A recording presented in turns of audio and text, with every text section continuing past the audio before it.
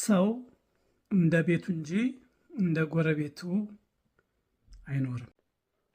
ፐርሰናል ፋይናንሻል ዌልነስ ቼክአፕ እኛ ጤናችንን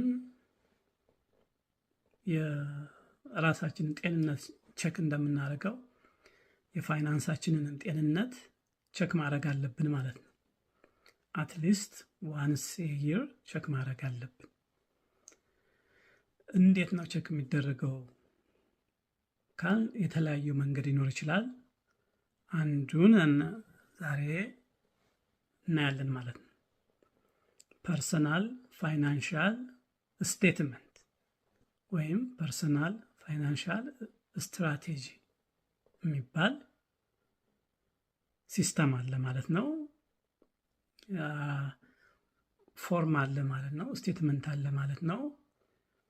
ሞር እንዴት እንደሚሰራ ከፈለጋችሁ በተለያየ ትምህርቶች አሉ። በዙም ሊንክ ትማራላችሁ። ተከታተሉኝ። አስ አን ኢንትሮዳክሽን ፐርሰናል ፋይናንሻል ስቴትመንት የምናየው አንደኛ ቶታል ጌን አለ። ጌን ሰርተን ደክመን የምናመጣው አለ። ሲቀነስ ወጪ ኤክስፐንሳችን አለ። ዜን የቀረው ደግሞ ጌን እናገአለው ማለት ነው። ጌን አለ ወይም ካሽ ፍሎ ይባላል ወይም ሴቪንግ ኢንካማችን ሲቀነስ ኤክስፐንሳችን የምናገኘው ያ ካሽ ፍሎ ነው ማለት ነው። ያ ዲተርማይን አወር ቤተር ፊውቸር የኛ የወደፊት ሪታየርመንት ሊሆን ይችላል፣ የአኗኗር ሁኔታ ሊሆን ይችላል። እነኛን የሚወስነው አሁን ሰርተን ከምናመጣው ከወጪ በኋላ የሚቀረን ነገር ነው። አንዳንዴ ኢንካማችንና ወጫችን ካልተመጣጠነ፣ ለምሳሌ ወጪና ኢንካሚ እኩል ከሆነ ወይም ከኢንካሚ ወጪ ከበለጠ ፋይናንስ ላይ መስራት አለብኝ ማለት ነው። ለምን ኢንካሜን ጌይንን ወይም ሴቪንግን ወይ ካሽ ፍሎን ለመጨመር መስራት አለብኝ። እንዴት? አንደኛ ኢንካም በመጨመር።